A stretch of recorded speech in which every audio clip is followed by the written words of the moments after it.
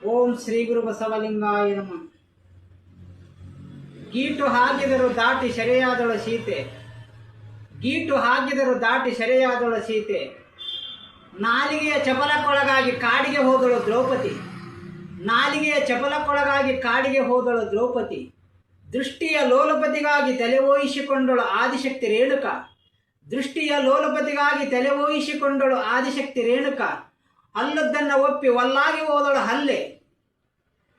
ಒಂದು ಸಣ್ಣ ಗೆರಿ ಹಾಕಿದ್ದ ಲಕ್ಷ್ಮಣ, ಇದನ್ನು ದಾಟಬೇಡ ಅಂತ. ಸೀತಾದೇವಿ ದಾಟಿಬಿಟ್ಲು. ದಾಟಿದಕ್ಕಾಗಿ ಏನಾಯ್ತು? ಇಡೀ ರಾಮದೇವರ ಸಂಸಾರ ಇಡೀ ಒಲ್ಲಲ್ಲ ಕೊಲ್ಲಲಾಗೋದು. ಗೆರಿ ಸಣ್ಣದಾದ ಅದರ ಪರಿಣಾಮ ಎಂತದ್ರಿ? ಗೆರಿ ದಾಟಿದಕ್ಕಾಗಿ ರಾಮಾಯಣ. ನಾಲಿಗೆಯ ಚಪಲಕ್ಕೊಳಗಾಗಿ ಕಾಡಿಗೆ ಹೋದಳು ದ್ರೌಪದಿ.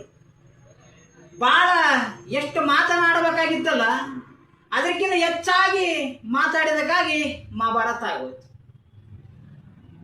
ಉಸುಗಿನ ಕೊಡವನ್ನು ಮಾಡಿ, ಸರ್ಪದ ಸಿಂಬಿಯನ್ನು ಮಾಡಿ, ಆದಿಶಕ್ತಿ ರೇಣುಕ ಪತಿದೇವರು ಸೀತಾಳದ ನೀರನ್ನು ತೆಗೆದುಕೊಂಡು ಬಾ ಅಂತ ಆದಿಶಕ್ತಿ ತಾಯಿಗೆ ಹೇಳಿದಾಗ, ಉಸುಗಿನ ಕೊಡವನ್ನು ಮಾಡಿ ಸೀತಾಳದ ನೀರನ್ನು ತೆಗೆದುಕೊಂಡು ಬರುವಂಥ ಸಂದರ್ಭದೊಳಗೆ ಒಂದು ಗಂಡು ಒಂದು ಹೆಣ್ಣು ಎರಡು ಚೆಲ್ಲಾಟವನ್ನು ಆಡ್ತಿದ್ದವು ನೀರಿನೊಳಗೆ. ಆ ಚೆಲ್ಲಾಟ ಆಡುವಂಥ ಶಬ್ದವನ್ನು ಕೇಳಿದಳು ಬರೀ ಆದಿಶಕ್ತಿ ತಾಯಿ. ಆಕೆಯನ್ನು ಕಣ್ಮುಟ್ಟ ನೋಡಿಲ್ಲ, ಅದೇನು ಕೇಳಿಲ್ಲ, ಬರೀ ಶಬ್ದ ಕೇಳಿದಕ್ಕಾಗಿ. ಆದ್ರೆ ಅಂದುಕೊಂಡದ್ದೇನು ಆ ತಾಯಿ ಅಂದ್ರೆ, ನನ್ನ ದೇವರು ನನ್ನ ಪರೀಕ್ಷೆಗಾಗಿ ಬಿಟ್ಟಿರ್ಬೇಕು ಅಂದುಕೊಂಡದ್ದು ಇಷ್ಟೇ ಒಂದವ. ಆ ತಾಯಿಯ ಶಿರವೇ ಹೋಯ್ತು. ಆದಿಶಕ್ತಿ ತಾಯಿಯ ಶಿರವೇ ಹೋಗ್ಬೇಕಾಗಿತ್ತು. ಆದ್ರೆ ಸಣ್ಣ ಸಣ್ಣ ವಸ್ತಿಗಾಗಿ ಅವರು ಪರಿಣಾಮ ಎಂತೆಂಥವಾಗ್ಯವ. ನಾವು ಅನೇಕವಾದ ತಪ್ಪುಗಳನ್ನು ಮಾಡ್ತೀವಿ.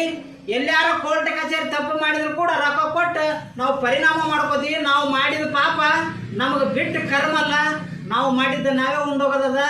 ಅದಕ್ಕಾಗಿ ಮನುಷ್ಯ ಇರುವ ತನಕ ಈ ಭೂತಾಯಿ ಮ್ಯಾಲ ತಾಯಿ ನನ್ನವ ಒಳ್ಳೆ ದಾರಿ ನಡೆಸವ, ನಮ್ಗೆ ಒಳ್ಳೆ ಜ್ಞಾನ ಕೊಡತ್ತೇಳಿ ಆ ತಾಯಿ ನಂಬಿಕೆ ಹಾಕಿದ ಮೇಲೆ ವಿಶ್ವಾಸಿಟ್ಟು ನಾವು ನಡೆದಿವಿ ಅಂತಂದ್ರೆ ಈ ಗುರಿ ಮುಟ್ಟುತ್ತೀವಿ. ಇಲ್ಲ ನಾವು ಬರೀ ಜಗತ್ತ ನೋಡಿ, ನಾವು ಜನಗಳು ನೋಡಿ ನಾವು ಸಂಸಾರ ಮಾಡಿದ್ರೆ ಆ ಬದುಕು ಶಾಶ್ವತವಾಗಿ ಉಳಿಯಂಗಿಲ್ಲ. ದಯವಿಟ್ಟು ನಿಮ್ಮೆಲ್ಲರಿಗೆ ಹೇಳ್ತೀನಿ, ಶರಣು ಶರಣಾರ್ಥಿ.